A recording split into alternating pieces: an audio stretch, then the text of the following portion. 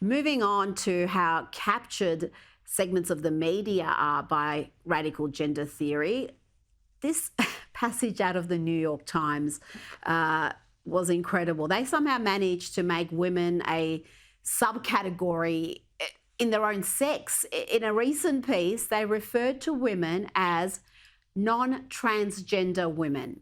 And this has caused all sorts of backlash. Even leftists like Martina Navratilova, the tennis great, spoke out against this. She said, "New York Times, you stink.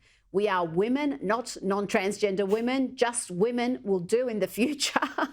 What's your reaction to this? Every now and then, something comes along and you think, surely not. That has to be parody. It has to be satire. And it ends up being real. Oh, I know, it's ridiculous. I think people are realising more and more just how ideologically captured these outlets are. Over in America, it's the New York Times. Here, it's the ABC.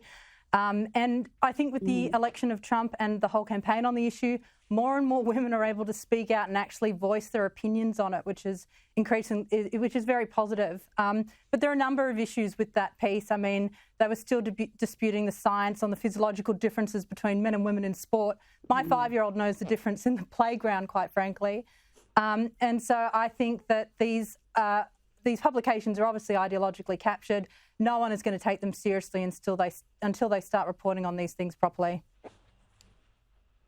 And just on the subject matter of that New York Times piece, the volleyball scandal we've spoken about previously on this program, it looks like the transgender player, San Jose State's Blair Fleming, has played his final college volleyball game. Do you feel like the sports administrators learnt anything during this saga?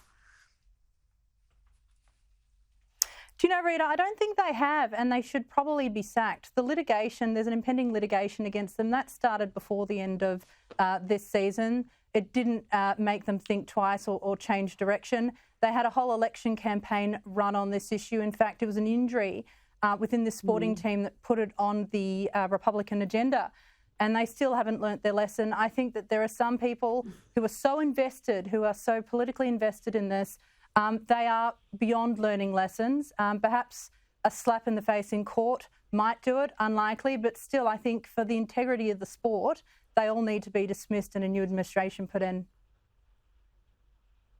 Yes, I think you're 100% right there. They are putting women at risk. They're putting athletes at risk, and it shouldn't be up to the individual athletes to take a stand, to boycott games. But it's come to that because the administrators have proved themselves to be utterly gutless or ideological. Stephanie Bastian, thanks so much for your time this evening.